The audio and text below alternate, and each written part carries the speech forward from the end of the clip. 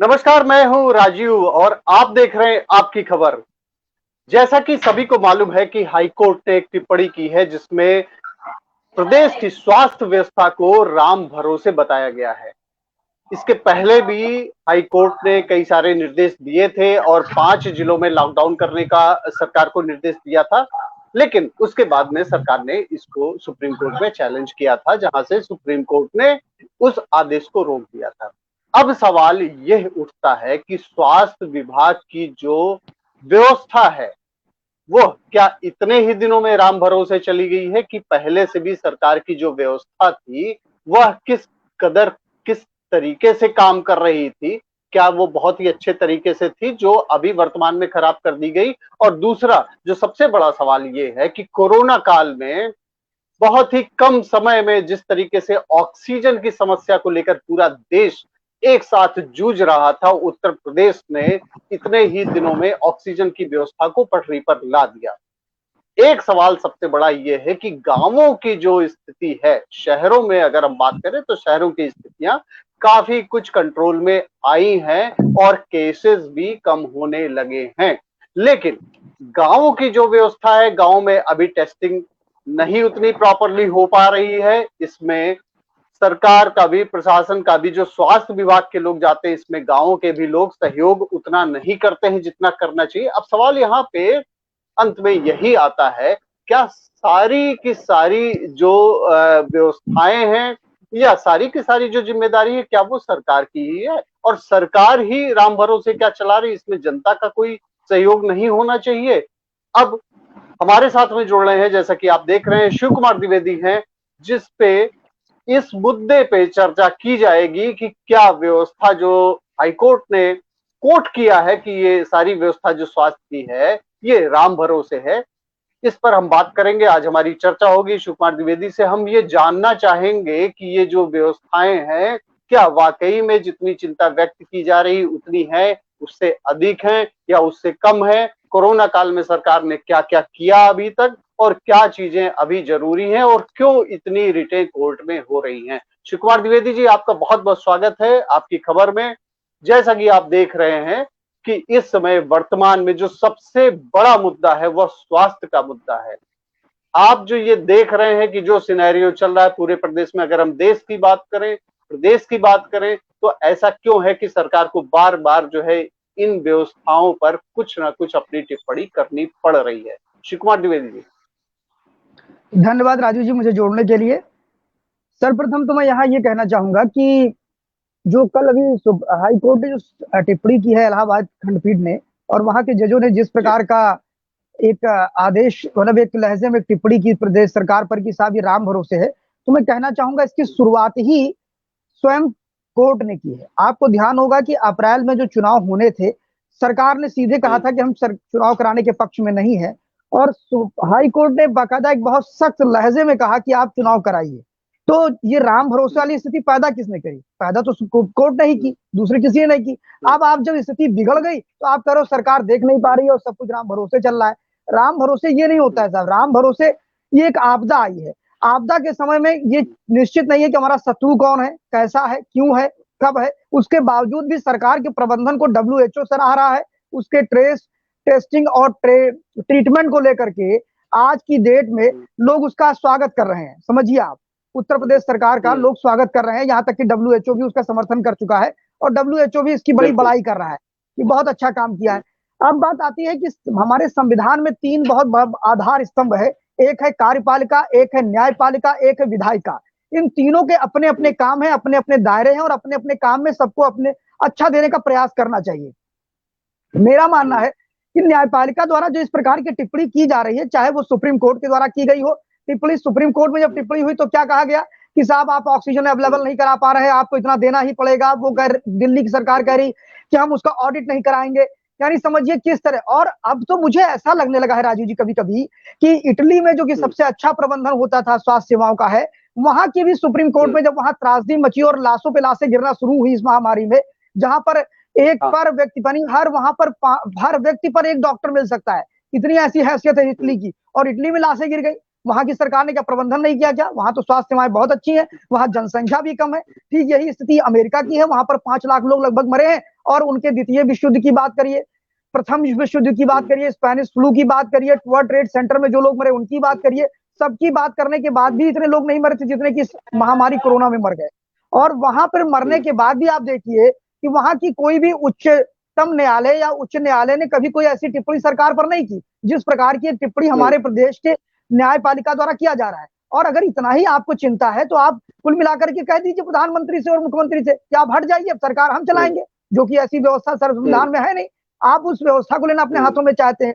उसके बाद आपने सुप्रीम कोर्ट ने एक निगरानी बैठा ली, कहा कि साहब ऑक्सीजन की जो एक स्पेशल एक टीम बनेगी और वो टीम इस पे काम करेगी। उस टीम ने भी सरकार की बड़ी तारीफ करी, कहा कि साहब जितना अच्छा प्रबंधन मोदी सरकार कर रही है उतना अच्छा कोई कर ही नहीं रहा है। तो राम भरोसे किसको कह रहे हैं कोर्ट के लोग? मुझे लगता है कि इनके अंदर राजनीतिक कीड़े काटने लगे हैं और इनको रिजाइन देकर के चुनाव लड़ना चाहिए। अब इनको वहां बैठना नहीं चाहिए, पहली चीज।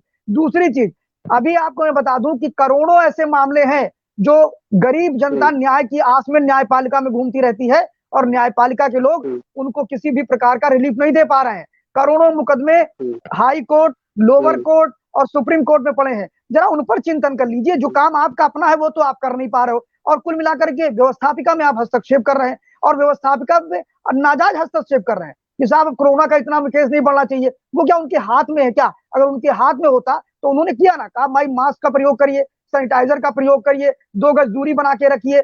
यहाँ तक कि सरकारों ने मास्क अवेलेबल कराया और कई स्वयंसेवी संस्थाओं ने कराया। सरकारों तक ही सीमित मत रखिए, कई स्वयंसेवी संस्थाओं ने मास्क अवेलेबल कराया, सैनिटाइजर अवेलेबल कराया, 2 गज दूरी की बात करी।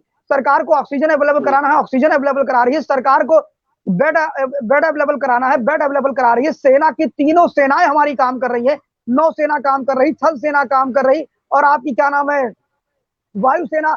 अभी आप देख रहे हैं जर्मनी से जो 23 हमारे जो ऑक्सीजन प्लांट लाए गए वो भी लिफ्ट करके एयरफोर्स द्वारा लाए गए। अभी यूपी के अंदर जब गाजियाबाद में कंसंट्रेटर कम से कम 50 एक चीज मुझे ये समझाने का प्रयास करिए। सबसे पहले तो अमृता अग्रवाल जी हमारे साथ में जुड़ चुकी हैं, उनका हम स्वागत करते हैं, आपकी खबर में स्वागत करते हैं डिबेट में जुड़ने के लिए। और जैसा कि अभी वो आपकी बातें सुन रही थी और उनके कमेंट्स भी मैंने काफी सारे देखे हैं, तो वो भी जहां तक लगता है कि जैसा कि उन्होंने बहुत ही मुखरता से अपनी बातों को रखा है सोशल मीडिया पे और सरकार पर उन्होंने भी सवाल खड़े किए हैं। देखिए बड़ी सीधी सी बात है, जिसके पास में जिम्मेदारी होगी उसी के ऊपर सवाल किए जाएंगे। अब सवाल ये भी होता है कि जिम्मेदारी अगर सरकार की है तो सरकार ने उसको कितना पूरा किया। दूसरी चीज, जिनकी और भी लोगों की जिम्मेदारी है, सारी जिम्मेदारियां सरकार की ही नहीं होती हैं, जनता की भी होती है, विपक्ष की भी होती, तो उन्होंने क्या किया इसमें। और पिछले अगर हम कुछ महीनों की बात करें तो उत्तर प्रदेश सरकार ने क्या अचीवमेंट्स किए और जो जरूरतें थी कि उसको पूरा करने में, जहां तक सबसे बड़ी चीज थी ऑक्सीजन के बारे में, तो ऑक्सीजन प्लांट भी कई सारे लगाए गए। इस पे भी अभी हम आपसे डिटेल में चर्चा करेंगे।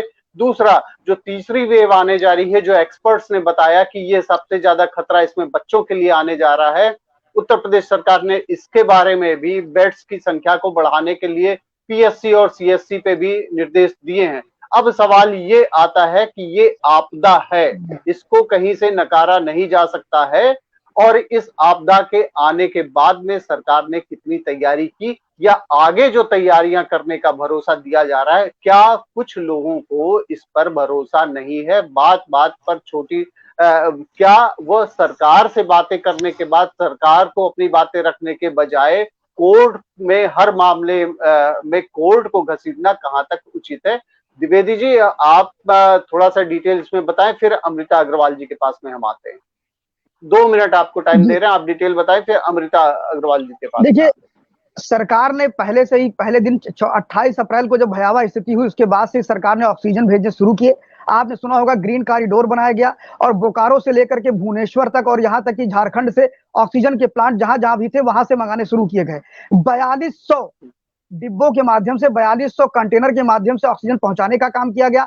आज की स्थिति यह है कि देश में कहीं भी ऑक्सीजन की कमी नहीं है। और आपको एक जानकारी दे दूं राजीव जी कि उत्तर प्रदेश एक ऐसा राज्य हो गया है जो ऑक्सीजन के नाम पर आत्मनिर्भर होने जा रहा है। आपको बता दूं कि पूरे 78 के 78 जिलों में हमारे ऑक्सीजन प्लांट खुद सर्वाइव कर रहे हैं, और जो हमारी एमएसएमई इंडस्ट्रीज है वो व्यापक माने, और कभी भी हमारे यहाँ ऑक्सीजन कम नहीं रहा राजू जी।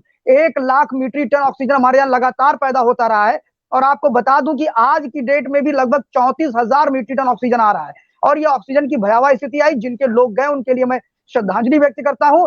और कहीं ना कहीं ये ऑक्सीजन की कालाबाजारी का भी एक बहुत बड़ा मामला था, जिस पर किसी सरकार ने कोई काम नहीं किया। उत्तर प्रदेश की सरकार ने काम किया, उसने 51 मुकदमे दर्ज किए, 118 लोगों को जेल भेजा, 3850 नर्सिंग होम और सारे संस्थानों पर जाके छापेमारी की। अब उनकी संख्या बढ़ गई होगी, ये मैं 2 दिन पुराना डाटा बता रहा हूं आपको। तो आज की डेट में कोई राज्य सरकारें हाथ पे हाथ धरे बैठी हैं, कालाबाजारी हो रही है। कालाबाजारी कर कौन रहे थे? कालाबाजारी करने वाले धनियोट लोग थे, जो सांसों का लाशों के हिसाब से बात कर रहे थे, उन लोगों को मार रहे थे। उन लोगों से पूछना चाहिए। और दूसरी चीज मैं आपको बताऊं, उत्तर प्रदेश सरकार ने अभी तीसरी लहर को लेकर के, आपने एक विषय जब कहा था कि तीसरी लहर आने वाली है, तीसरी लहर को लेकर के उत्तर प्रदेश सरकार ने सभी मंडल स्तर पर एनआईसीयू खरीद खोलने की बात करी, new born baby ICU bed बनाने की, जिसमें 125 बेड बनेंगे, जिसमें 25 बेड जो होंगे वेंटिलेटर पे रहेंगे, और 100 बेड जो रहेंगे वो सिर्फ एनआईसीयू के नाम से जाने जाएंगे। अभी आपको बता दूं, सिद्धार्थनाथ सिंह और जितने भी प्रभारी मंत्री हैं, उन्होंने अपने अपने मंडलों में इसको चालू भी कर दिया, इन एनआईसीयू को चालू कर दिया। आपको तारीफ करनी होगी राजू जी कि बिना देर लगाए तीसरी लहर को लेकर के एनआईसीयू चालू कर दिए गए उत्तर प्रदेश के सभी 18 मंडलों में। इसके बाद आप आ जाइए, 42 हमारी कंपनियां हैं, चीनी मिल है, जो सरकारी चीनी मिल है। शाहजहांपुर से सभी जिलों में, लगभग 78 जिलों के अंदर शाहजहांपुर से किसी न किसी सीएससी, किसी न किसी पीएससी पे हम ऑक्सीजन परमानेंट पहुंचाने जा रहे हैं, एवरी टाइम पहुंचाने जा रहे हैं। और आपको बता दूं कि बलरामपुर के अंदर 3 ऑक्सीजन प्लांट खड़े हो रहे हैं, स्टैब्लिश हो रहे हैं। एक इंडियन ऑयल दे रहा है, एक बीएमसी दे रहा है, यानी बलरामपुर चीनी मिल्स दे रहा है। तीसरा जो अभी जो पीएम केयर फंड है, उससे 1051 पीएससी जो प्लांट लगाए जाएंगे, उसके अंतर्गत भी एक प्लांट लगने जा रहा है। यानी अब आज की डेट में देखा जाए तो उत्तर प्रदेश, देखिए सबसे यही तो चिंता की बात है कि इतना सब कुछ काम हो रहा है, लेकिन उसमें एक सवाल ये भी है कि गंगा में जो है लाशें पाई जा रही, तो ये लाशें कहां से आ रही? इसका मतलब कहीं ना कहीं मौतें हो रही हैं। और गांवों की जो स्थितियां हैं, जाहिर सी बात है कि शहर में स्थिति सुधरी है, काफी कुछ कंट्रोल हुआ है, लेकिन गांव की अगर स्थितियां देखें तो गांव की स्थितियां अभी भी खराब है, और सरकार के लोग अभी भी उतना वहां नहीं पहुंच पाए हैं। और जाहिर सी बात है कि अगर मौतें हो रही हैं तभी लाशें आ रही हैं। इसका सरकार के पास में चूंकि आंकड़ा कोई है नहीं, क्योंकि उनकी कोई टेस्टिंग नहीं होती, गांव के लोग भी जांच में सहयोग नहीं करते हैं। अगर सरकारी संस्थान के लोग जाते हैं तो उनके साथ में सहयोग नहीं करते, इसलिए सरकार के पास में भी कोई भी डेटा आ पाना संभव नहीं है।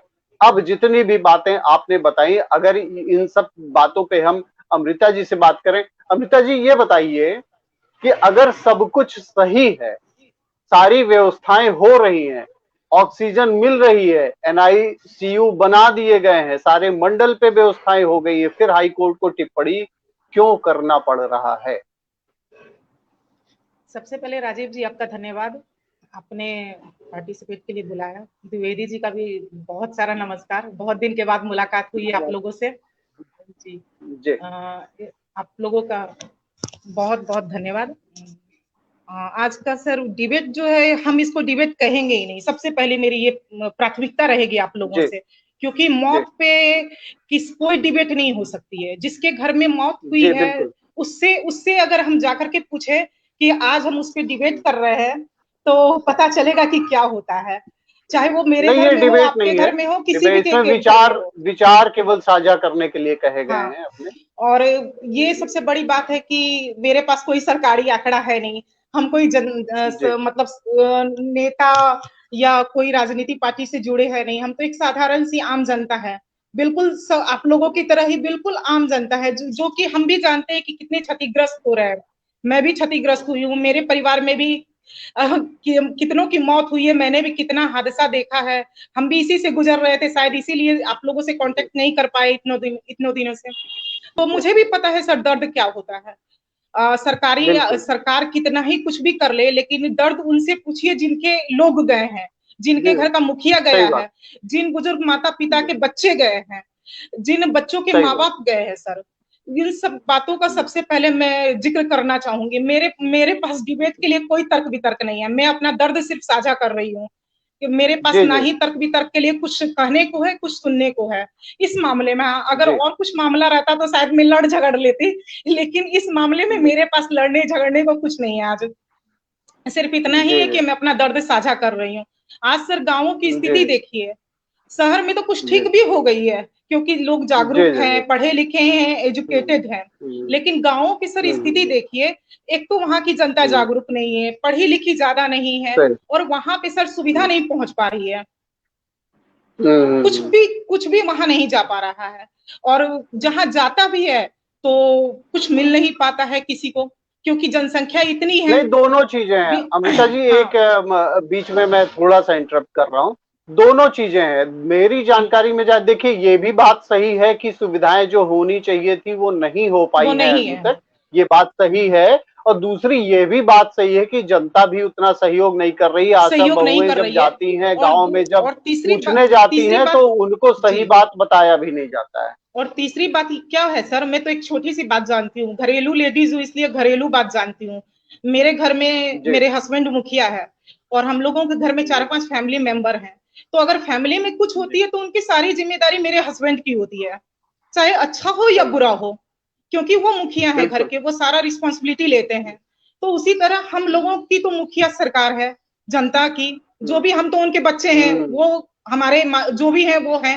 तो सारी रिस्पॉन्सिबिलिटी अगर ये कह करके हम छोड़ दें कि आपकी भी है, तो सर ये मेरे लॉजिक से बाहर की बात है, क्योंकि मैंने पहले ही कहा मैं तर्क वितर्क के मामले में नहीं पढ़ूंगी, क्योंकि तर्क वितर्क में आप जीत सकते हैं क्योंकि आप ज्यादा एजुकेटेड हैं, पढ़े लिखे हैं, कुछ भी हैं, मैं इस मामले में नहीं पढ़ूंगी। लेकिन जो दर्द आज हमको हो रहा है या जिसके परिवार के लोग गए हैं, सभी को तकलीफ है, सभी को तकलीफ है, ये एक त्रासदी है, और जाहिर सी बात है कि कहीं ना कहीं सारे लोग इसको झेल रहे हैं।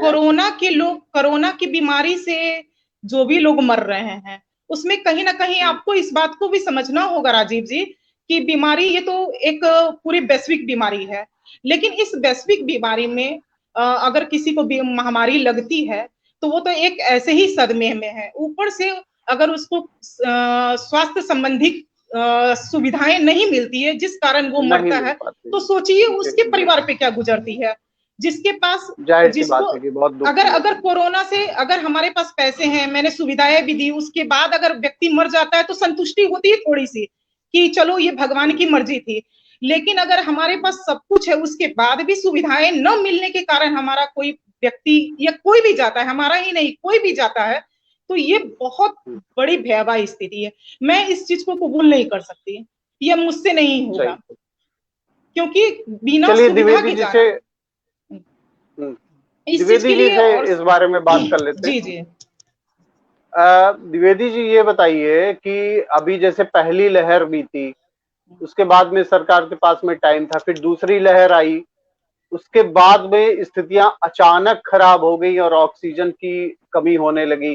ठीक है, कुछ दिनों बाद जो है वो स्थितियां संभाल ली गई, लेकिन सबसे बड़ी चीज ये जो आपदा आ रही है हमेशा बार बार कुछ ना कुछ अलग अलग तरीके से आ रही है। अब सरकार ने ऑक्सीजन की व्यवस्था कर ली, अब अगला जो आने जा रहा है, स्ट्रेन आने जा रहा है, उसमें क्या होगा ये नहीं मालूम।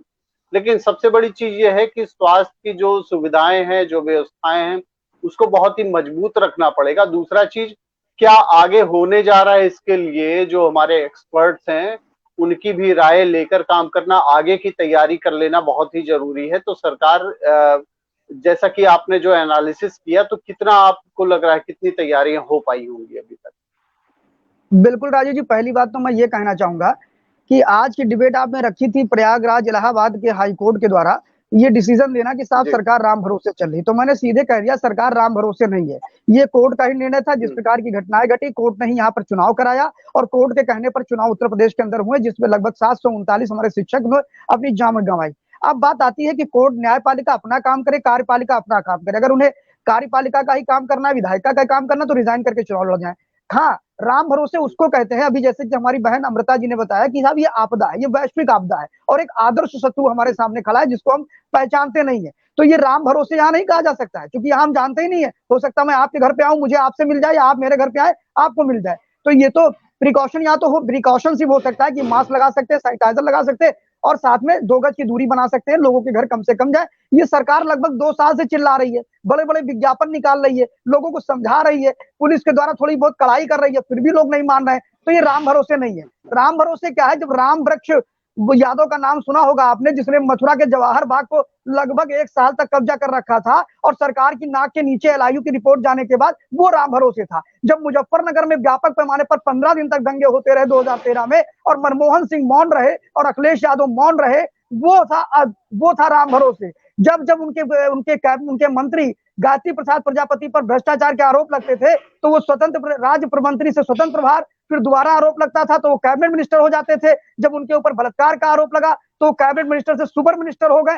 तो ये था राम भरोसे। राम भरोसे इसे कहते हैं, समझिए आप, राम भरोसे इसे नहीं कहते जिस प्रकार की स्थिति आज देश के अंदर बनी हुई है कि प्रधानमंत्री 24 घंटे में 18 घंटे जग करके सोचता है क्या करना है। उत्तर प्रदेश पहला एक ऐसा राज्य है, राजू जी बता दूं, कि जो तीसरी आपदा को लेकर भी सबसे सतर्क है। आपको बताऊं कि जब 18 साल से ऊपर लोगों को वैक्सीनेशन की बात आई तो उत्तर प्रदेश पहला राज्य रहा जिसने 1 तारीख से ही अपने यहाँ पर 18 साल से ऊपर का टीकाकरण प्रारंभ कर दिया, समझिए आप राजू जी। लेकिन और अभी तक बंद नहीं किया है, पहले 5 जिलों में चलाया, फिर 11 जिलों में गया, अभी 28 जिलों में पहुंच गया है। लेकिन वहीं पर राजू जी देखिए, अन्य राज्यों ने, यहाँ तक कि भाजपा के राज्य सरकारों ने भी हाथ खड़े कर दिए कि हम 18 साल से ऊपर वैक्सीनेशन नहीं करा सकते। सरकार ने कहा अपने अपने स्तर पे काम करिए। अभी आपने एक प्रश्न किया था, बड़ा अच्छा प्रश्न किया था आपने, कि आखिर ये स्थिति आई क्यों।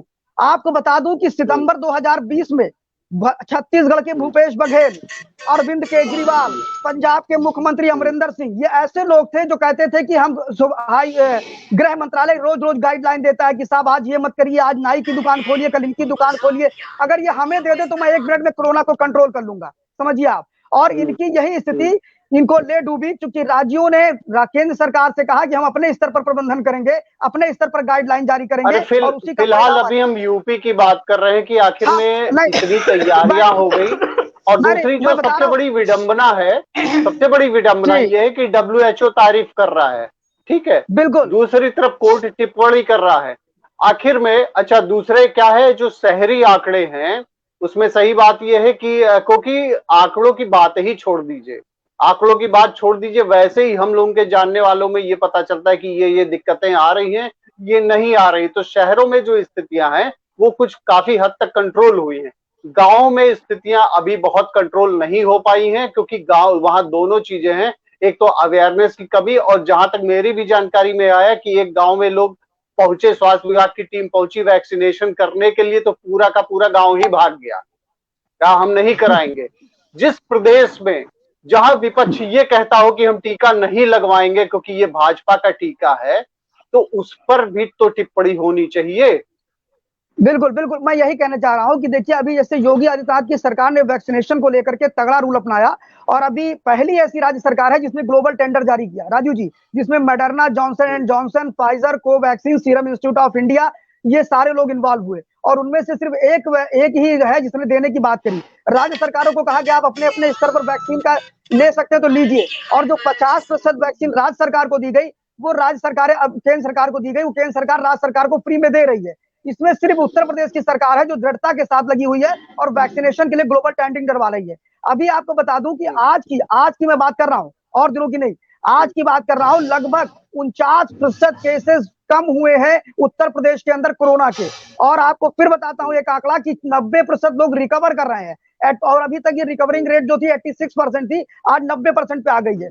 मैं योगी आदित्यनाथ सरकार को बधाई देना चाहूंगा कि उत्तर प्रदेश के अंदर जो डीआरडीओ है, डीआरडीओ की मदद से 2 बड़े हॉस्पिटल संचालित किए जा रहे हैं, जिसमें एक लखनऊ में, दूसरा वाराणसी में। लगभग 180 उसमें पैरामेडिकल स्टाफ है, 120 तीनों सेनाओं के लोग हैं, और सारे लोग काम कर रहे हैं। और वहां पर अब भीड़ नहीं लग रही है, देखिए राजू जी, क्योंकि वहां ईमानदारी से सारे काम हो रहे हैं, लोग भीड़ भी नहीं लग रही है, लोग आ रहे हैं, रिकवर होके जा रहे हैं। ना रेमडेसिविर इंजेक्शन की कमी दिखाई पड़ रही है, ना ऑक्सीजन की कमी दिखाई पड़ रही है। अब बात यह आती है कि उत्तर प्रदेश सरकार पर इस प्रकार टिप्पणी जो लोग कर रहे हैं, मैं आपको याद दिलाना चाहूंगा कि जिस समय वैक्सीन बनी थी, यही लोग थे, पंजाब की सरकार, उद्धव ठाकरे की सरकार, केजरीवाल की सरकार, छत्तीसगढ़ की सरकार, और एक बहुत बड़े पत्रकार जिनका नाम मैं नहीं लेना चाहूंगा, वो अक्सर एक सवाल पूछते रहते हैं। वो कहते थे कि भाजपा के प्रवक्ता से उन्होंने कहा कि देखिए, उन्होंने कहा वैक्सीन बन गई है, कोवैक्सीन जो भारतीय वैक्सीन लगवाई है। उन्होंने कहा ना, मैं नहीं लगवाऊंगा ये वैक्सीन, क्या गारंटी है मैं जीऊंगा या मरूंगा। बिल्कुल नहीं ध्यान दिया जाएगा इस पे। और आज वही उन्होंने कल मैंने लगवाते हुए वैक्सीन देखा उन पत्रकार महोदय को, एक सवाल पूछते हैं वो शाम को 7 बजे, एक सवाल उनका आता है सवाल, ठीक है, वो एक सवाल पूछते हैं और अब कहते हैं कि अब तो अब वैक्सीन मेरा अधिकार है। अरे भाई बड़े, ये पहले एक बार जनता को बेवकूफ बनाते हो, करोड़ों व्यूअर्स तुम्हारे अच्छा होते हैं, खैर उनको कुछ जाकर सवाल बताते हैं, हो। कुछ सवाल है जी इसको जी भी देख लीजिए। बताइए। पहला सवाल ये है, वैसे कि इन्होंने थोड़ा सा गंभीर टिप्पणी कर दी है, इस तरीके से नहीं करना चाहिए। और खैर दूसरा सवाल मैं आपको दिखाता हूँ। आज सिर्फ एक सवाल पूछिए कि कोरोना के डरा हुआ अथवा कोरोना काल में जब लूट, और यदि लूट है तो फिर इसकी जिम्मेदारी किसकी? वेरी गुड, बहुत बढ़िया प्रश्न किया अच्छा एक मनीष सवाल सिसोदिया जी। और है, ये भी हाँ, सवाल आप देख लीजिए, उसके बाद जवाब दीजिए। सीमाओं और राज्य के संदर्भ में आश्वासन नहीं। देखिए इनके सवाल जो है, एक तो इन्हीं के लिए सवाल है जो इन्होंने किया है, ठीक है, और दूसरा सवाल जो है वो सरकार की तरफ से है। पहला सवाल इन्होंने कहा जो कोरोना काल में जो लूट है उसकी जिम्मेदारी किसकी है? बिल्कुल जिम्मेदारी सरकार की, और सरकार ने जिम्मेदारी को निभाया। सरकार ने हमारे आप जैसे लोग ही हैं जो मानवता को संवेदना शून्य बना रहे हैं। उसमें चाहे मैं हूं, चाहे अर्पिता बहन हो हमारी, चाहे राजू जी हो, हम तीनों ने मिल करके, हम तीनों जैसे ही लोग होंगे, कोई बाहर से तो आए नहीं, अमेरिका से भी नहीं आए, इटली से भी नहीं आए, और हम ही ने सांसों की कीमत तय कर दी। जो 575 रुपए का सिलेंडर मिलता था, हम ही आप जैसे लोगों ने उसको बेचा। कोई छोटे घर के लोग थे क्या, और किसी पॉलिटिकल पार्टी के लोग थे क्या? सामान्य लोग थे वो लोग। तो उनसे ये प्रश्न करना चाहिए कि क्या कोरोना काल में लूट होनी चाहिए कि नहीं होनी चाहिए। सरकार की तरफ से 1072 मीट्रिक टन ऑक्सीजन आज की डेट में डेली दिया जा रहा है। कहाँ जा रहा है? मुझे ये, मैंने पहले भी पिछली डिबेट में बोला था कि लगभग एक बंद हॉस्पिटल था, वहां ऑक्सीजन जा रहा था, जिनको जरूरत नहीं वहां ऑक्सीजन जा रहा था। तो ये जिम्मेदारी मनीष जी हमारी और आपकी है कि मानवता के समय में हम सरकार सरकार चिल्लाएंगे, कि हम मारवाड़ी संघ अयोध्या की तरह लोगों को ऑक्सीजन कंसंट्रेटर पहुंचाएंगे, कि हम क्या नाम है मारवाड़ी सर बहराइच के एक व्यापारी की तरह हम लोगों को ऑक्सीजन कंसंट्रेटर घर में फ्री पहुंचाएंगे, कि हम भोजन फ्री पहुंचाएंगे। अब ये तो वो है कि हमें सरकार को गाली देना है, हमें सरकार की आलोचना करना है, तो हम भाई सरकार पर प्रश्न चिन्ह खड़ा करते रहेंगे। एक सामान्य सी घटना है कि किसी भी प्राथमिक चिकित्सा केंद्र में, यानी पीएससी और सीएससी जो आप बोलते हैं, वहां पर 5 बेड होते हैं। अगर एक साथ 200 लोग आएंगे तो कहाँ लेटेंगे? हमारी आपकी खोपड़ी पे लेट जाएंगे? अरे लेटेंगे तो 5 बेड पे ना। तो 95 जो बाहर खड़े हैं उसको क्या शासन की अव्यवस्था बनाएंगे? अरे मैं पूछता हूँ 70 सालों में इसके ज्यादा बेड होने चाहिए कि नहीं होने चाहिए? दूसरा इन्होंने अच्छा प्रश्न किया है, एक सवाल और भी आया है इनका, वो हालांकि है मुझसे, है कि डब्ल्यूएचओ ने कौन सी तारीफ कर दी ग्रामीण संदर्भों में एक प्रारूप। हाँ ठीक है। हाँ, इन्होंने पूछा कि डब्ल्यूएचओ ने कौन सी तारीफ की। सच्चाई यह है कि तारीफ तो सुनने की आदत ही नहीं लोगों को, ठीक है। देखो एक कबीर जी की कहावत कही गई, बुरा न देखकर मैं चला मुझसे बुरा न कोई, और जो आपन दिन देख लो मुझसे बुरा न कोई। तो सच्चाई ये है कि जब बुराई ही बुराई देखोगे तो नकारात्मक का कुंज आपके अंदर घर में घुस जाएगा और पूरा शरीर नकारात्मकता से पूर्ण हो जाएगा। तो ये नकारात्मक प्रवृत्ति के लोग हैं जिनको सिर्फ नकारात्मक नकारात्मक दिखाई दे, इन्हें प्लस नहीं माइनस दिखाई पड़ता है। डब्ल्यूएचओ ने कहा कि उत्तर प्रदेश एक ऐसा राज्य है जिसने कम समय में सबसे अधिक टेस्टिंग की, और टेस्टिंग के बाद जो उसमें टीटीटी मॉडल की बात करी, ट्रेस, टेस्टिंग एंड ट्रीटमेंट, इन तीनों पर सबसे अधिक उत्तर प्रदेश सरकार आई। उत्तर प्रदेश सरकार ने कहा कि जो लाशें जल रही है, जिनके लिए लकड़ी की व्यवस्था नहीं, 5,000 रुपए नगर पालिका परिषद देगी, लकड़ी से जलाएगी। ये क्या मानवता का काम नहीं है? सरकार का काम नहीं है? इस सरकार के काम की प्रशंसा होनी चाहिए कि नहीं होनी चाहिए? फिर सरकार ने कहा अगर सरकारी संस्थानों में अगर आपको बेड नहीं मिलता है तो प्राइवेट इंस्टीट्यूट में आपको एडमिट किया जाए और वहां का पूरा खर्चा गवर्नमेंट ऑफ यूपी उठाएगी। तो क्या ये सरकार का कदम नहीं है? इसके लिए तारीफ नहीं करनी चाहिए? और डब्ल्यूएचओ ने जो तारीफ की ये भी नहीं सुनेंगे, यहां तक कि डब्ल्यूएचओ ने ये भी कहा, तारीफ तो सुप्रीम कोर्ट ने भी कहा था, महाराष्ट्र गवर्नमेंट को कहा, सॉरी हाई कोर्ट महाराष्ट्र ने कहा था कि जिस तरीके से योगी गवर्नमेंट ने इस चीज को ट्रीटमेंट दिया है, जिस तरीके से स्थितियों को संभाला है, वही यहाँ की भी सरकार को करना चाहिए। तो ये तो बात है कि तारीफ करने, अब ये इतना बड़ा प्रदेश है, इतनी बड़ी आपदा है जहां पे और सारे प्रदेश जो है हाथ खड़े कर चुके हैं, वो परेशान है, हमेशा केंद्र की ओर देख रहे हैं। आप ये बताइए राजू जी, ये छोटी बात है क्या कि ग्लोबल टेंडरिंग अभी तक किसी राज्य ने नहीं किया वैक्सीन को लेकर के, और वैक्सीन ही एकमात्र इलाज है कि हम कोरोना को रोक सकते हैं, बाकी और कोई इलाज नहीं है। या तो आप प्रिकॉशन लीजिए, मास्क लगाइए, सैनिटाइजर लगाइए, और क्या नाम है 2 गज की दूरी रखिए, या तो फिर आप वैक्सीन लगाइए। और उत्तर प्रदेश सरकार कह रही है कि हम जून के पहले हफ्ते तक पहुंचते हम स्थिति ये कर देंगे कि सबको वैक्सीनेशन कराएंगे, 110% वैक्सीनेशन कराएंगे। तो सरकार यहाँ फेल कहाँ हो रही है भाई? मुझे तो ये पूछना है कि जब राम वृक्ष यादव ने कब्जा कर लिया जवाहर बाग, तब तो राम भरोसे नहीं देश हुआ। जब गायत्री प्रसाद प्रजापति घोटाले कर रहे तब ये नहीं। और आप देखिए कि चाहे कोरोना काल हो, चाहे जो किसी भी मंत्री पर, चाहे केंद्र का मंत्री हो, चाहे उत्तर प्रदेश का मंत्री हो, किसी पे भ्रष्टाचार के आरोप नहीं लगे हैं। और इतनी पाक साफ सुथरी सरकार चलाने के बाद, सब कुछ सही है तो कोर्ट में जाता कौन है? कोर्ट में कौन से ऐसे लोग हैं? हाँ, मैं यही कह रहा हूँ कि कोर्ट की अक्षमता है राजू जी, कि जो सच्चे विषयों पर जो गरीब न्याय के लिए खड़ा है उसके न्याय का निवारण नहीं कर पाते हैं। लगभग 13 करोड़ ऐसे न्यायालयों में मुकदमे पड़े हैं, जो गरीबों के मुकदमे हैं, खेत के मुकदमे हैं, कहीं मारपीट के मुकदमे हैं, जिसका सोल्यूशन नहीं मिल पाया अभी तक। और ये जो टुचपुंजिया टाइप के लोग जो रोज एमएल शर्मा जैसे लोग आते हैं और कभी राफेल पर एक पीआईएल डाल देते हैं, कभी 370 पे डाल देते हैं, कभी सीए पे डाल देते हैं, कभी ऑक्सीजन पे डाल देते हैं, कभी ऑक्सीजन मिलने के बाद भी डाल देते हैं। तो ये वही लोग है ना साहब, समझो आप। और उन पर टिप्पणी करनी है उन्हें। जैसे इसको एडमिट करते हो ऐसे उस गरीब आदमी का भी सोल्यूशन कर दो। ये वही हाई कोर्ट और सुप्रीम कोर्ट है राजू जी, जो लगातार 8 वर्षों से अभी तक ये 4000 अपॉइंटमेंट नहीं कर पाए हैं। अपना काम तो ये कर नहीं पाते हैं और सरकारों को आईना दिखाने का काम करते हैं। मैं कहता हूँ दिखाइए, बिल्कुल दिखाइए। सरकार करने की जरूरत नहीं है। नहीं, मेरा मानना है। लेकिन सवाल ये तो उठता ही है कि हाँ बिल्कुल, सवाल ये उठता है कि जो सरकार का काम है आप उसमें जो है सहयोग कर सकते हैं। जो कोई दूसरा जा रहा है उसके भी कंटेंट को देखा जाता है, और दूसरा सरकार अपना पक्ष रख रही, जाहिर सी बात है कि सरकार ने अपना पक्ष रखा और बताया कि हमने इन चीजों को किया है।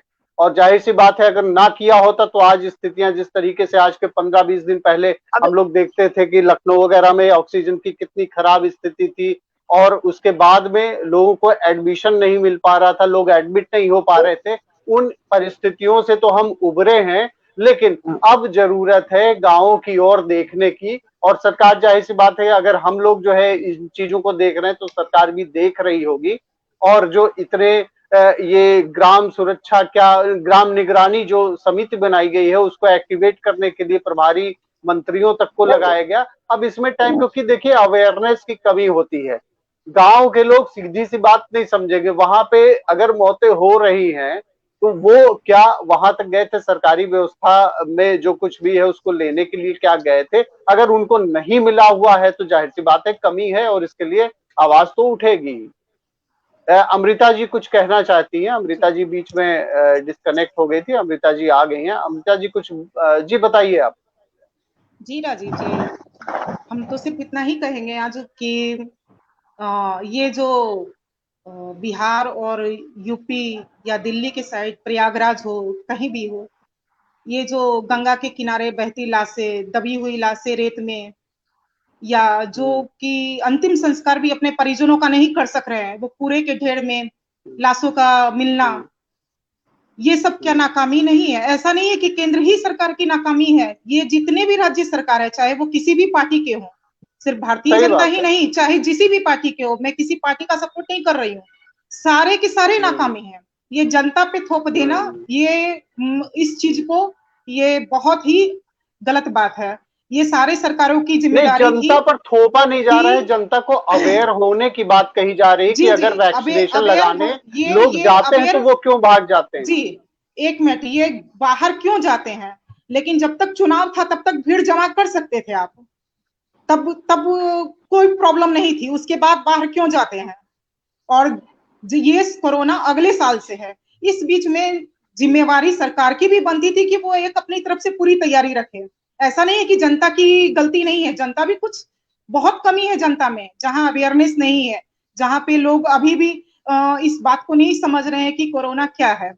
अभी भी लोगों को ये बहुत हल्के में ले रहे हैं। गांव में जहां पे थोड़ी सी कमी है शिक्षा की, समझदारी की, उस जगह पे अभी भी है। लेकिन ऐसा ही नहीं कि सिर्फ गांव शहर ही क्षेत्र ही इस चीज से मतलब प्रताड़ित है। शहर, गांव, हर क्षेत्र, हर कस्बा, हर बस्ती, हर मोहल्ला, हर एक परिवार, लगभग हर एक परिवार इस चीज से ग्रसित हो रखा है इस बार से। और फिर तीसरी लहर आने वाली है। ऐसा नहीं है कि फिर तीसरी लहर नहीं आएगी, ये भी जारी हो चुका है कि तीसरी लहर आएगी, और ये शायद बच्चों पे इफेक्ट करेगी। इस बार की जैसी सूचना के माध्यम से पता चलता है, अभी तक तो युवा बुजुर्ग से ये परेशानी झेल रहे थे, अब बच्चों की ये परेशानी है।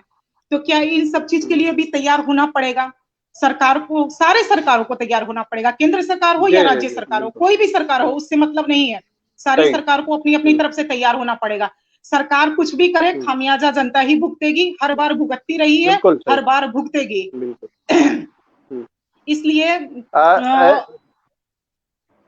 इसके लिए कम से कम सरकार को इतना करना चाहिए कि कम से कम जो सुविधा है वो उपलब्ध करा दे। बाद बाकी तो इंसान के नसीब के ऊपर है, लेकिन इतना जरूरी जनता का बनता है। हम टैक्स देते हैं, हम हर एक वोट में भाग लेते हैं, हम सरकार ही इसीलिए चुनते हैं कि हमारी शिक्षा हो, स्वास्थ्य हो, हमारा ध्यान रखा जाए। लेकिन अगर ये भी नहीं होगा तो ये नहीं चल सकता है। ये बहुत समस्या वाली, ये गंभीर समस्या है। इसमें हम डिबेट कर ले कि हम भाजपा के हैं, हम कांग्रेस के हैं, हम आप के हैं, हम ये हैं, हम वो हैं। इससे क्या आप वालों के नहीं है घर में परिवार? क्या आप वालों का कोई नहीं गया है? क्या भाजपा वालों के कोई नहीं गए हैं? किसी परिवार में किसी का नहीं गया है? क्या कांग्रेस के किसी परिवार के कोई नहीं गए हैं? सभी पीड़ित थे, सभी इस आपदा ने किसी को छोड़ा नहीं है, छोड़ा ही नहीं है ना, किसी को छोड़ा नहीं है। आज डिबेट इस बात पे होती है भाजपा कांग्रेस, भाजपा कांग्रेस। अरे जनता की तो सुनो, जनता क्या कहना चाह रही है, उस चीज से किसी को मतलब नहीं है। बस जनता के तरफ से ही एक सवाल और भी आया है, और उन्होंने मुझसे पूछा है कि क्या कोरोना काल में चुनाव कराना सही था? क्या इस समय में प्रधानमंत्री और गृह मंत्री जी ने अपनी आंखें बंद कर ली थी? तो इसमें क्या अमृता जी आप कुछ कहना चाह रही हैं क्या? जी जी, बिल्कुल नहीं कराना चाहिए था। अगर सरकार कह देती कि मैं चुनाव नहीं कराऊंगा तो कोई चुनाव नहीं होता, सारी पार्टियां अपने आप रुक जाती। केंद्र सरकार का अगर फैसला हो जाता कि चुनाव नहीं होगा जब तक ये महामारी नहीं टलेगी, क्या बिगड़ जाता देश में? चुनाव नहीं होते तो क्या बिगड़ जाता? जहां तक मुझे जानकारी, ये तो आयोग का काम होता है, और आयोग कोई भी चुनाव कराने से पहले सारी पॉलिटिकल पार्टीज को बुलाता है। केवल वो केंद्र सरकार को नहीं बुलाता, सारी पॉलिटिकल पार्टीज को बुलाता है। जी। और वहीं पे लोगों को अपोज कर देना चाहिए था, सभी को अपोज करना चाहिए, सभी को करना चाहिए, सरकार को भी करना चाहिए था, विपक्ष को भी करना चाहिए था कि इस समय परिस्थितियां बिल्कुल ही नहीं जो है कराने लायक है, और इससे जो है एपिडेमिक और बढ़ेगा। सारी की सारी सरकारें नाकाम हुई है, सारी की सारी पार्टियां नाकाम हुई हैं। इसका खामियाजा सिर्फ जनता भुगत रही है और कोई नहीं भुगत रहा है। शिवकुमार जी आप बताइए, ये चुनाव कराने का जो सवाल पूछा गया है, इसमें जो कहा गया है, हालांकि ये मुझसे पूछा गया है और आपने अभी चूंकि एक जवाब दिया था इस बारे में, तो मैं चाहता हूं कि आप ही जवाब दे दें इसका। मैं पहले बताना चाहूंगा कि मैं कोर्ट पे मैंने अभी टिप्पणी किया था कि कोर्ट ने जो कहा कि साहब राम भरोसे है, तो चूंकि कोर्ट ने ही आदेश दिया था पंचायत चुनाव के लिए, आपको ध्यान होगा ये फरवरी में आदेश कोर्ट ने दिया था कि परिसीमन कराया जाए। पहले परिसीमन तक नहीं था। उत्तर प्रदेश की सरकार ने कहा साहब हमारे परिसीमन से पंचायत चुनाव हम नहीं करा पाएंगे। उसके बाद पंचायत चुनाव कराने के लिए हाई कोर्ट इलाहाबाद की बेंच ने मजबूर किया सरकार को कराने के लिए। अब बात आती है कि पूरे देश के चुनाव की, यानी 5 राज्यों के चुनाव की। सचिन भाई ने यह स्पष्ट नहीं किया कि वो कहां पूछ रहे हैं, उत्तर प्रदेश के संदर्भ में पूछ रहे हैं या देश के 5 राज्यों के संदर्भ में पूछ रहे हैं। 5 राज्यों के संदर्भ में कहना चाहूंगा सचिन भाई कि सिर्फ भारतीय जनता पार्टी के लोग तो प्रचार कर नहीं रहे थे, और जिन जिन राज्यों में चुनाव हो रहे थे वहां से कोरोना का विस्फोट भी नहीं हुआ। कोरोना का विस्फोट दिल्ली, पंजाब और महाराष्ट्र से हुआ, जहां चुनाव नहीं हो रहे थे, और जहां पर चुनाव हो रहे थे वहां विस्फोट बाद में आना शुरू हुए। और मैं पूछना चाहूंगा सचिन भाई कि उसमें चुनाव में सबने बाइकाट क्यों नहीं कर दिया? क्या राहुल गांधी, प्रियंका गांधी और सब लोगों ने वहां रैलियां नहीं की? क्या कम्युनिस्ट पार्टियों ने रैलियां नहीं की? क्या वामपंथी, क्या नाम है, बहुजन समाज पार्टी के लोगों ने रैली नहीं की? क्या कांग्रेस पार्टी के किस रैलियां नहीं हुई? क्या ममता बनर्जी के रैलियां नहीं की? अरे करना था, सबको बाइकाट कर देना चाहिए था। सिर्फ उसके जिम्मेदार अमित शाह, मोदी कैसे हो गए, मुझे ये समझ में नहीं आता है। और दूसरी चीज सचिन भाई एक और कहना चाहूंगा, पंचायत चुनाव के संदर्भ में सबसे बड़ी चीज ये होती है ना, एक्चुअली सबसे बड़ी चीज ये होती है कि चुनाव कैसे होता है। जो आम जनता है उसके दिमाग में यही होता है कि सरकार ने कह दिया तो हो गया चुनाव, जबकि ये निर्णय होता है चुनाव आयोग का होता है। वो भी अपने मन से निर्णय नहीं लेता, वो पहले मीटिंग बुलाता है और सबकी जब कंसेंसस होती है तभी जाके चुनाव होता है। राजू जी मैं कह रहा हूं कि चलिए भारतीय जनता पार्टी और क्या नाम है नरेंद्र मोदी, अमित शाह जी ने पूरे देश को खतरे में डालने का काम किया, तो भाई ये लोग क्या कर रहे थे? कह देते हम नॉमिनेशन नहीं कराएंगे अपने लोगों से, बाइकआउट कर देते उस चुनाव का। भाई भाजपा ने खाली अकेले लड़ते, क्या दिक्कत था? बाइकआउट करते ना, फिर पूरी की पूरी जिम्मेदारी भारतीय जनता पार्टी पर आ जाती। मुझे सहर्ष प्रसन्नता होती, मैं जिम्मेदारी को लेने के लिए तैयार होता और कहता कि हाँ भाई ये गलत हुआ है, कोई दिक्कत नहीं है। और यही हाल पंचायत चुनाव में भी है ना। अगर पंचायत चुनाव में वोट किसने दिया? आखिर जनता ने दिया। जनता को आगे आकर खड़ा होना चाहिए था कि भाई इस चुनाव में प्रतिभाग नहीं करेंगे, हम नहीं वोट डालेंगे। अपने आप चुनाव आयोग को पीछे हटना पड़ता। लेकिन एक पीआईएल नहीं डाली लोगों ने कि ये चुनाव ना हो, बल्कि पीआईएल ये डाली गई कि परसीमन दोबारा हो जाए उत्तर प्रदेश के अंदर। एक पीआईएल गई क्या? जैसे अभी एक पीआईएल गई है कि साहब राम भरोसे व्यवस्था चल रही है, ऐसे पीआईएल डालते, हमारे कम्युनिस्ट मित्र डालते, हमारे कांग्रेसी मित्र डालते, हमारे बसपाई मित्र डालते, हमारे सपाई मित्र डालते, हमारे भाजपाई मित्र डालते, ये लोग भी डालते कि भाई चुनाव नहीं होना चाहिए। एक ही पॉलिटिकल पार्टी ये कहने नहीं जाती है कि चुनाव नहीं होना चाहिए, और चुनाव होने के बाद जो सत्ता में बैठा उसको गरियाओ बैठ के, और कोई दूसरा काम नहीं है। ये वामपंथियों की सोची साजी सब्जी रणनीति है, जहां वो फेल होते हैं वहां चुनाव को आगे ला करके खड़ा कर देते हैं। और सच्चाई ये है कि वो इसके बहाने सरकार के प्रयासों को ढकने का काम करते हैं। तो नहीं, ये सरकार के कामों को ढकने का प्रयास कहना चाह रही हूँ, वो शायद जवाब दे, पहले हम उनका जवाब ले लें फिर आपको जोड़ते हैं। जी अमृता जी बताइए, क्या कह रही थी आप? द्विवेदी जी कुछ सवाल। द्विवेदी जी पहली बार घर के मुखिया होंगे शायद, वो आज अपने घर की मतलब रिस्पॉन्सिबिलिटी से भाग रहे हैं मुखिया होकर के। मैं बताता हूँ, आज जिम्मेदारी बच्चों पे छोड़ रहे हैं कि हमारे घर में 5 मेंबर है तो 5 मेंबर की जिम्मेदारी है। ये जिम्मेवारी मुखिया की होती है द्विवेदी जी। घर में आप अगर मुखिया है या आपके फादर मुखिया होंगे तो ये उनसे पूछिए कि उनकी जिम्मेवारी क्या है। बच्चों की हालांकि गलती होती है, लेकिन जिम्मेवारी सारी माता पिता को लेनी पड़ती है। केंद्र सरकार ने क्यों नहीं ना कहा? वो तो मुखिया था, वो कहता मैं नहीं करूंगा। वो बाकी जिसको करना है वो करे चुनाव, मैं नहीं करूंगा। वो दिखाता अपनी दरिया दिल्ली 56 इंच का सीना, वो दिखाता 56 इंच का सीना। वहाँ विजयन को निर्णय लेना था, वहाँ असम के हेमंत शर्मा को निर्णय लेना था, पांडिचेरी में दूसरों को निर्णय लेना था, सबको लेना था। सब निकम्मे निकल गए, आप तो सही निकल गए। मैडम ये जानिए कि राज्य के चुनाव अलग होते हैं, केंद्र के चुनाव अलग होते हैं। निकल गए तो आप भी निकम्मे निकल गए, ऐसा थोड़ी हम तो अरे हमें तो निकम्मे ठहराने के लिए कोर्ट जा ही रहे हैं ना, राम भरोसे बता ही रहे हैं ना, उसकी चिंता मत करिए, उसका जवाब बाखूबी दिया जाएगा। लेकिन आपको फिर बता देते हम कि मैं घर का मुखिया हूं, मैं अपने लड़के को 5 बार बताता हूँ बेटा पढ़ो, और उसके बाद वो फेल हो जाता है तो मैं रिजाइन कर दूं क्या अपनी नौकरी?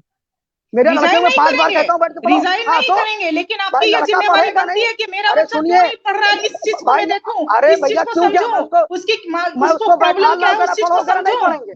आप क्या ये जिम्मेवारी, आप इस जिम्मेवारी से मुक्त नहीं हो सकते क्योंकि आप मुखिया हैं। आपको जिम्मेवारी निभानी पड़ेगी। जी बिल्कुल नहीं, बिल्कुल नहीं, बिल्कुल नहीं। आप जिम्मेवारी से भाग रहे हैं। नहीं, बिल्कुल नहीं। हम भी माता पिता हैं, हमारे भी बच्चे हैं। सुन तो लीजिए, जिम्मेदारी ये गलत है। मैं लॉजिकल क्या जनता की जिम्मेदारी नहीं थी कि उनको नहीं पता था? 1 साल से जब समझाया जा रहा है कि डिस्टेंस मेंटेन रखिए, जनता को नहीं पता था। जनता को ये पता है कि जाके हमें वोट देना है, जाके आग लगानी है, जाके गाड़ियां फूंक देना है, ये जनता जानती है। लेकिन दूरी बनाए रखना है, हाथ धुलना, ये नहीं जनता जानती। सरकार इतने दिनों से बता रही है। जब आग लगाना होता है तब जनता को नहीं पूछने का, सब सरकार को नहीं दोष देती। चुनाव में जाना जनता जानती है, सही बात है। राजू जी मैं जनता जानती है, राजू जी मैं जनता ही खमियाजा भुगत रही है ना। चलिए ठीक है, जवाब तो सुन लीजिए अमृता जी, जवाब तो सुन लीजिए। देखिए कुंभ जब चल रहा था, कुंभ के बाद लोगों ने कहा कुंभ से स्प्रेड होगा ये सारी चीजें। भाई कोरोना जो उभरा है वो तो पंजाब से उभरा है, दिल्ली से उभरा है और महाराष्ट्र से उभरा है, उसकी चर्चा मत करिए, अब कुंभ की चर्चा करिए। चलो अब कुंभ की भी चर्चा कर लेते हैं इसी बात पे, ठीक है। कुंभ के अंदर जो सैंपल्स लिए गए राजू जी, अब तक कुंभ के अंदर सिर्फ 3000 कोरोना पॉजिटिव पाए गए पूरे उत्तराखंड में। अगर वहां से उठता तो कितना बंपर लहर उठती, सोचिए आप। लाखों की संख्या में लोग कोरोना पॉजिटिव पाए जाते हैं, लेकिन पूरे उत्तराखंड में सिर्फ 2730 लोग पाए गए हैं। और आप कह रही कुंभ से उठाएंगे कोरोना का माहौल। और जो क्या नाम है अमरिंदर सिंह को आप भूल गए। कुंभ भी नहीं होना चाहिए था, कुंभ भी नहीं होना चाहिए था, वो भी गलत है। अरे साहब सुनिए तो मेरी पूरी बात। कहीं भी गैदरिंग नहीं होनी चाहिए थी, चाहे कुंभ हो चाहे चुनाव हो, कुछ भी हो, क्योंकि ये जो भयावह स्थितियां हैं वो आउट ऑफ कंट्रोल जो हुई वो इन्हीं सब कारणों से हुई, क्योंकि पब्लिक तो मानने को तैयार ही नहीं है। वो जाके भीड़ लगाती है, वो जाके जो है वहां पे नेताओं के प्रवचन सुनती है। क्यों सुनती है भाई? उसको तो अपने जान की हिफाजत करनी चाहिए। उसके बाद में जब दंगा करती जाके आग लगा देती है, तो ये सरकार कहाँ कहने जाती है कि जाके आग लगाओ। और दूसरा एक सवाल और भी आ गया है, ये चुनाव से ही जुड़ा है। ये कहा गया है चुनाव स्थगन का प्रस्ताव सरकार ही दे सकती थी, किसी अन्य को यह अधिकार नहीं है। चुनाव घोषित होने के बाद उसका किसी दल द्वारा बहिष्कार चुनाव स्थगन का आधार नहीं माना जाएगा। और ये मुझे कहा गया है सत्य को स्वीकार करिए, तो सत्य को स्वीकार करते ही तो कहा गया कि सारे लोग चुनाव चाहते थे, और ये बाहर जाके पहले एक साथ जाके ये लोग समझौता करते हैं, और उसके बाद में बाहर जाके स्टेटमेंट देते हैं, झगड़ा करते हैं। नहीं, अगर कोई भी अपोज कर देता तो चुनाव नहीं हो सकता था। जो भी राष्ट्रीय पार्टियां या वहां पे जो प्रदेश में चुनाव हो रहा था, जो प्रदेश स्तर के दल हैं, अगर वो कह देते कि हम पार्टिसिपेट नहीं करेंगे, आप चुनाव अगर कराते हैं तो चुनाव नहीं हो सकता था। इसमें सरकार का कोई मतलब नहीं है। तो पहले तथ्यों को जान लीजिए, समझ लीजिए, पढ़ लीजिए, उसके बाद में सवाल उठाइए। राजू जी, मैं दो चीज बोलूंगा, उसके बाद नहीं बोलूंगा। मैं मेरा से हेलो हाँ, मेरा सिर्फ इतना कहना है कि जैसे कुंभ को लेकर के नैरेटिव सेट किया गया ना कि सब कुंभ से उठा, मतलब लोग महाराष्ट्र भूल गए, दिल्ली भूल गए, पंजाब भूल गए कि जहां से कोरोना की लहर वेब चली और लोगों ने कुंभ को वो नैरेटिव सेट किया। ऐसे ही लोगों ने बंगाल के चुनाव को नैरेटिव सेट किया, यानी जहां जहां लोगों को लग रहा था कि हम चुनाव लड़ते। दूसरी बात, राज्य चुनाव आयोग ये तय करता है और वहां के लोगों को बुलाता है, समझिए आप। और वहां भी ये लोग भली भात चले गए थे। मैं पूछ रहा हूँ चुनाव कहां से आ गया इसमें?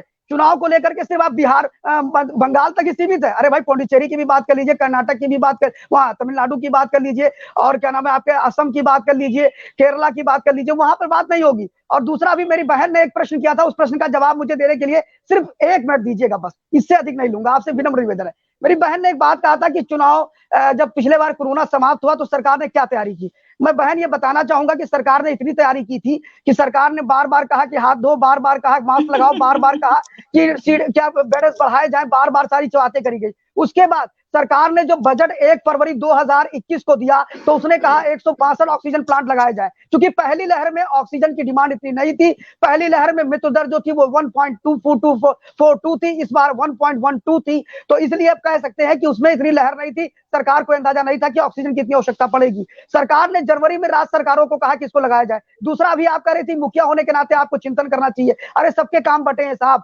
जो स्वास्थ्य है और स्वास्थ्य का ढांचा है, स्वास्थ्य की अवरचना है, ये सारे काम राज्य सरकारों के होते हैं। सरकार दिशा निर्देश दे सकती है, पैसे दे सकती है, लेकिन ऑक्सीजन प्लांट लगाने का काम राज्यों को करना है। इसके अलावा वहां पर सारी सुविधाओं को पहुंचाने का काम राज्यों को करना है। आज आप बताइए, सरकार ने भेदभाव किया क्या? इतने जर्मनी से जो ऑक्सीजन प्लांट मंगाए गए उसमें कितने ऑक्सीजन प्लांट भाजपा सरकारों को दिए गए? मैक्सिमम ऑक्सीजन प्लांट आपके बिहार में दिए गए, उसके बाद तमिलनाडु में दिए गए, केरला में दिए गए, कर्नाटका में दिए गए, उड़ीसा में दिए गए, और क्या नाम है आपके ये पंजाब में दिए गए, दिल्ली में दिए गए। दिल्ली को तो भरपूर ऑक्सीजन दिया गया। क्या सरकार ने कहा कि मैं मुखिया नहीं हूं? क्या सरकार ने कहा कि मुझे सिर्फ भाजपा शासित राज्यों में सारी चीजें भेजनी है? ये भेदभाव का काम वो करते हैं जिनकी मानसिकता बहुत छोटी होती है। ये भेदभाव का काम वो करते हैं जो जब बेजरूरत जाके पीआईएल दाखिल करते हैं, जिनका कोई मतलब नहीं होता है। आप बताइए, इस कोरोना काल में सेंट्रल वेस्टा पे पीआईएल डालने का क्या मतलब था?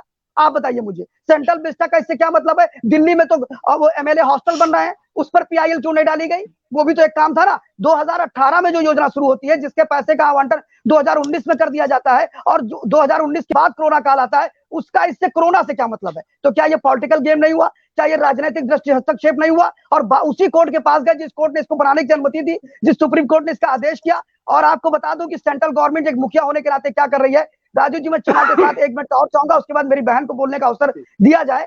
मैं बताऊंगा कि सेंट्रल गवर्नमेंट ने वैक्सीन पहुंचाने के लिए पीआईआर यानी आईपीआर इंटेलेक्चुअल प्रॉपर्टी राइट में जून में 15 जून तक ये काम होना है। अगर 15 जून तक मान लीजिए इंटेलेक्चुअल प्रॉपर्टी राइट में कोई अंतर नहीं आता है तो सरकार ने उसकी व्यवस्था कर ली। बुलंदशहर के अंदर एक कंपनी है, वो कंपनी वैक्सीन बना करके 7 करोड़ वैक्सीन बना करके दिसंबर तक दे देगी। इसके अलावा बताना चाहूंगा मैडम कि बायोलॉजिकल इंडिया जो है लेबोरेटरीज, वो भारत सरकार की, वो भारत की कंपनी है। उसने अभी एक अपना वैक्सीन बनाने जा रही है सब यूनिट वैक्सीन के नाम से।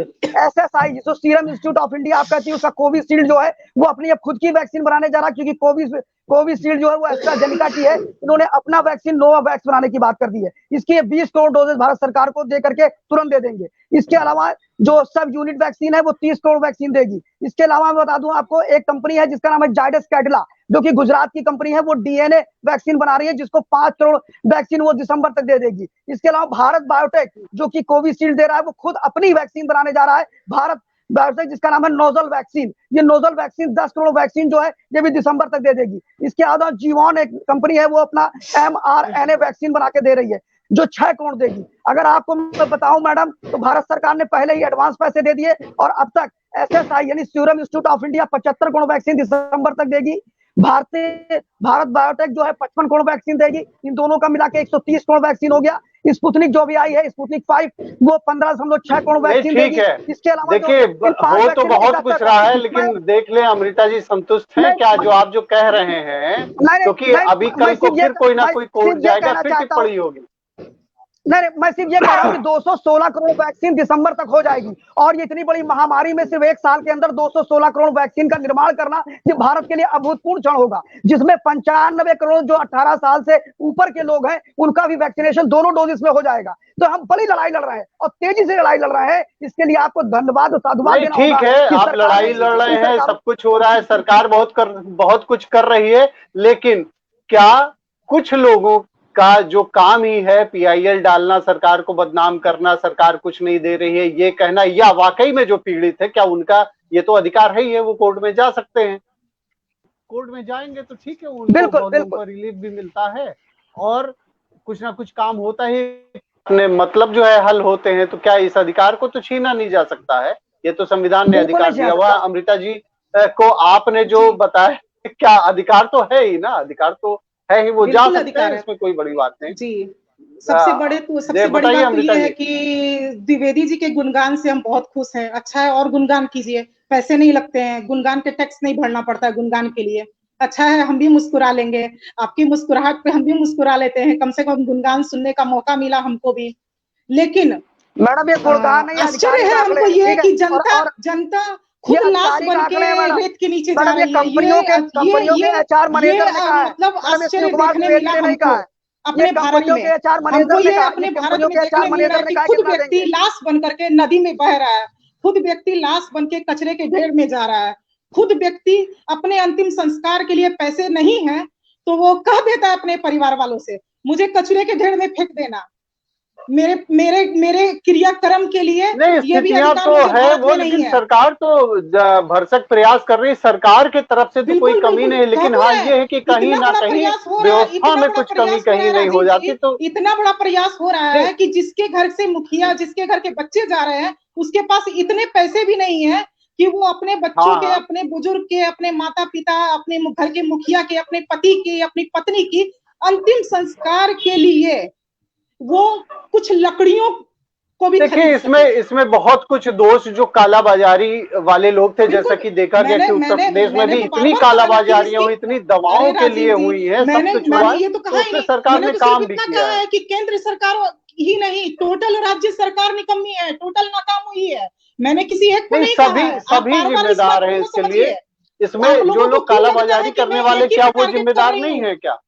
सारा जिम्मेदार जो कालाबाजारी करते हैं वो भी तो जिम्मेदार है ना, उसके लिए उनको क्लीन चिट तो दी नहीं जा सकती है। मतलब मानवता को उन्होंने खत्म करते हुए ये काम किया, उसको तो जितनी कड़ी पनिशमेंट दी जाए, जैसा कि योगी सरकार ने कहा कि जो इस तरीके से कालाबाजारी करते हैं, ब्लैक मार्केटिंग करते हैं, उनकी संपत्ति को जो है जब्त कर लिया जाए। तो ऐसे ही कठोर कदम उठाने की जरूरत है। जहाँ तक जिसके परिजन बिना ऑक्सीजन के मर गए, उसके साथ क्या होना चाहिए राजीव जी, कम से कम ये बताते जाइए, क्योंकि कुछ मेरे भी तो उनके साथ शायद आपने शायद देखा नहीं कि सरकार ने ये भी कहा कि पूरी संवेदना उनको कंपनसेट भी करने जा रही है सरकार की संवेदनाएं। ऐसा तो है नहीं, सरकार की संवेदनाएं से जो मुखिया गया है घर का वो वापस आ जाएगा, जिसके बुजुर्ग माता पिता के इकलौता चिराग गया वो वापस आ जाएगा, सरकार की संवेदनाएं से जिसका पति गुजरा है वो वापस आ जाएगा, सरकार की संवेदनाएं से जिसकी पत्नी गुजरी है वो वापस आ जाएगी।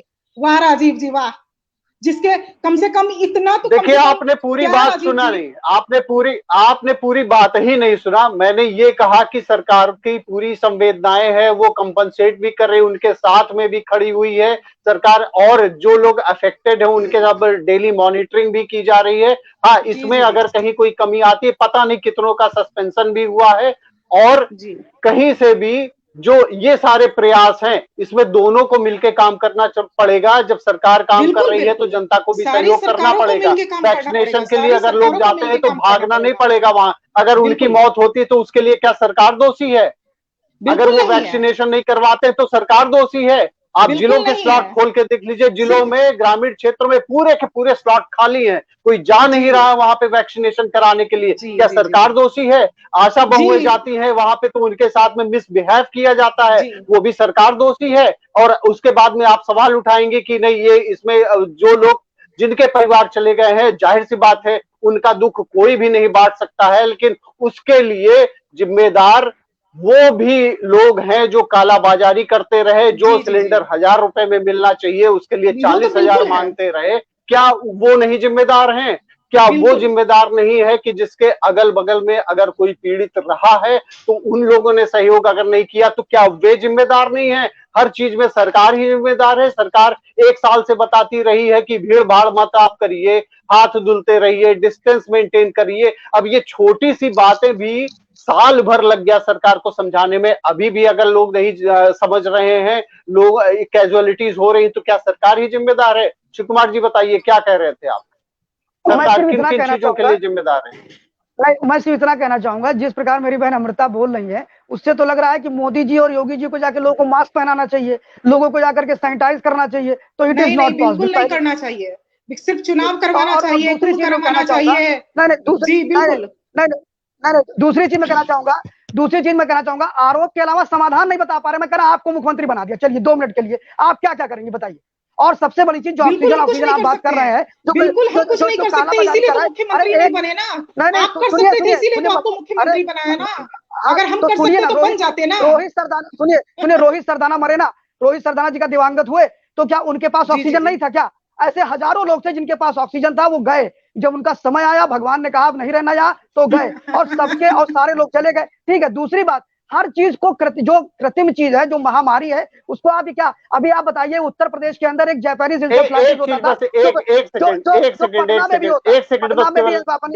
इंटरप्ट कर रहा हूं। देखिए, कोरोना पॉजिटिव राहुल गांधी भी हुए, ठीक है, कोरोना पॉजिटिव अखिलेश यादव भी हुए, कोरोना पॉजिटिव यूपी के सीएम भी हुए। अब तीनों में से ये बता दीजिए काम कौन कर रहा है?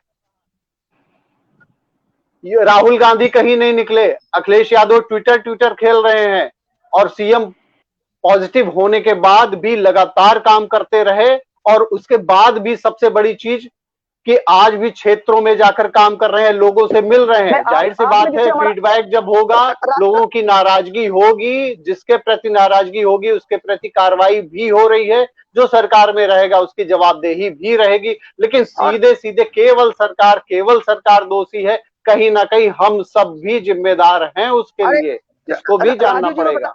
अरे राजू जी, मैं बताना चाहूंगा, जब से कोविड काल की दूसरी लहर आई है, लगभग हर जिले में राष्ट्रीय स्वयंसेवक संघ ने कोविड आइसोलेशन हॉस्पिटल बनाए हैं और लोगों को वहां एडमिट कर रहे हैं, ऑक्सीजन तक अवेलेबल कराए। क्यों नहीं जाते सपा बसपा कांग्रेस के लोग भाई ये सब करने? वो क्या खाली फोटो खिंचाने जाएंगे? दूसरी चीज, मैं एक चीज और बताना चाहूंगा यहाँ पर, अभी हमारी बहन ने बहुत गति से कहा कि ऐसा वैसा, मैंने किसी भी डिबेट फोरम पे या कहीं भी नहीं देखा कि विपक्ष का आदमी कोई सोल्यूशन भी देता नजर आ रहा हो कि भाई कुछ नया कर दो, कुछ ऐसे कर दो, कुछ वैसे कर दो। और पहली बार देखा है कि प्रदेश का मुखिया सोल्यूशन देने के लिए फिर फील्ड में उतरना पड़ेगा ना, नहीं और फील्ड में उतर के काम करना पड़ेगा। नहीं, अरे राजू जी, मुखिया की बात जहां तक कही, मैंने मुख्यमंत्री योगी आदित्यनाथ जी का मैं तारीफ करना चाहूंगा, बार बार तारीफ करूंगा कि कोरोना पॉजिटिव होने के बाद भी वो जिलों में जाते हैं और कोरोना के पेशेंटों से गांव में मिलते हैं। और उनकी सक्रियता का कारण यह हुआ कि प्रभारी मंत्री जितने भी जिलों के हैं वो सब के सब अपने हॉस्पिटल चेक करने जा रहे हैं, सारे लोग कोविड की सारी स्थितियां चेक कर रहे हैं। और उत्तर प्रदेश देश का पहला ऐसा राज्य बन के खड़ा हुआ है जो सबसे अधिक वैक्सीनेशन भी कर रहा है, सबसे अधिक टेस्टिंग भी कर रहा है, सबसे अधिक ट्रेसिंग भी कर रहा है, सबसे अधिक ट्रीटमेंट भी कर रहा है। और आज सबसे अधिक कम उसने कोरोना को कर दिया है, लगभग 49.5% कोरोना पेशेंट कम हो गए उत्तर प्रदेश के अंदर। तो ये बड़ी, इस उपलब्धि को उपलब्धि मत मानिए साहब। जो 49% के अलावा जो 51% दिखाई पड़ रहा है उनकी चर्चा कर लीजिए। हम सोल्यूशन कुछ नहीं देंगे, समस्या खूब बताएंगे, सोल्यूशन बिल्कुल नहीं देंगे। हम कोर्ट भी जाएंगे, आखिर इतने बड़े बड़े लोग भी थे। अभी आपने सुना होगा कि हमारे थावरचंद गहलोत जी की बेटी जो है उसका भी स्वर्गवास हो गया, उसको क्या ऑक्सीजन नहीं मिला क्या उसको ट्रीटमेंट नहीं मिला क्या? मेदांता से ही लोगों की लाशें निकल रही है, तो क्या मेदांता बंद कर दिया जाए? अब मेदांता की आवश्यकता नहीं है क्योंकि वहां 2-4 लाशें गिर गई है। टाइम खत्म हो गया है। एक सवाल ये है कि ये क्या नाम है, इनका कहना ये है कि आप सरकार के ही पक्ष में बोलते रहते हैं, तो इन्होंने ये कहा है कि प्रधानमंत्री का दावा रहा है कि भविष्यवाणी, मेरे ख्याल से आप सवाल देख ले रहे होंगे। और जैसा कि हर चीज में सबूत मांगा जाता रहा है, वैसे इस पर भी सबूत मांगा गया है। तो कुछ है लोग ऐसे हैं जिनको सबूत ही चाहिए होता था। अगर यही लोग इजराइल में होते तो अब तक सबूत मांगा जाने लगा होता है कि हमास ने हमला किया, इसका सबूत दीजिए पहले। नहीं, मैं अभी एक चीज कहना चाहूंगा कि आपको ध्यान होगा, जब पुलवामा अटैक हुआ था तो लोगों ने कहा था ये सरकार का षड्यंत्र है, ठीक है, और तब ऐसे ही लोग सबूत मांग रहे थे, और जब उसकी जिम्मेदारी जैसे मोहम्मद ने लिया था, आपको ध्यान होगा जैसे मोहम्मद ने एक मेल किया था, फिर भी ये मानने को तैयार नहीं थे, और ये उस समय भी शर्म से नहीं गड़ गए। मुझे आश्चर्य होता है कि जिस समय उनके यहाँ का कबीर, जस्टिस कबीर, जो कि उनके यहाँ का लोकसभा अध्यक्ष हुआ करता था, और जब वो हमारे यहाँ जब वर्धमान, क्या नाम है, वर्धमान जब छूट करके आया था, जब अटैक हमने किया था एयर स्ट्राइक, तो उन्होंने कहा कि साहब कमर बाजवा जो थे उनके पैर कांप रहे थे, और उन्होंने कहा छोड़ दो वरना रात को अटैक हो जाएगा। अब तब उसने कहा कि हमने कम किया क्या, हमने भी भारत के 72 लोगों ठीक है, चलिए ठीक कोई बात नहीं। देखिए, भारत देश में दो तरह के लोग होते हैं, एक तो ऐसे होते हैं जो सरकार। राजू जी मैं ये कहना चाहता हूं कि जब मैं ये विषय रखता हूं कहीं पर तो कहते हैं कब कहा है वहां पाकिस्तान असेंबली में, किस दिन कहा है, अब उस दिन की रिकॉर्डिंग दिखाओ उन्हें, समझो। चलिए कोई बात नहीं, मीडिया ने उसको चलाया। देखिए तो इनको समय समाप्त हो रहा है, लेकिन सबसे बड़ी चीज है हम ऐसे देश में रह रहे हैं जहां लोकतंत्र है। जनता ने सबूत दे दिया, 303 सीटें देकर जनता ने सबूत दे दिया। देखिए, हम ऐसे देश में रह रहे हैं जहां लोकतंत्र है, आतंकी हमला होता है उस पर भी सबूत मांगे जाते हैं। मुझे तो ये लगता है कि कहीं ऐसे लोग इजराइल में रह रहे होते तो वहां पे विपक्ष का नेता भी सरकार के साथ खड़ा हुआ है और वो पूरा बैकअप कर रहा है। अगर ऐसे लोग वहां पे होते तो वो कहते पहले सबूत दो कि इजराइल ने ही यहाँ पे जो है रॉकेट दागे हैं, तभी हम आपके साथ में खड़े होंगे। खैर, लोकतंत्र है, सवाल उठाने का हक सभी को है और कुछ लोगों को केवल सवाल उठाने का हक है। लेकिन सबसे अच्छी बात यह है कि अपने विचारों को आपकी खबर के साथ साझा करते रहें और ऐसे लोगों का हम बहुत ही धन्यवाद देते हैं। अमृता जी का धन्यवाद, शिवकुमार जी आपका धन्यवाद, और हम फिर किसी मुद्दे पर आपसे मिलेंगे। धन्यवाद। नमस्कार। धन्यवाद राजीव जी, धन्यवाद द्विवेदी।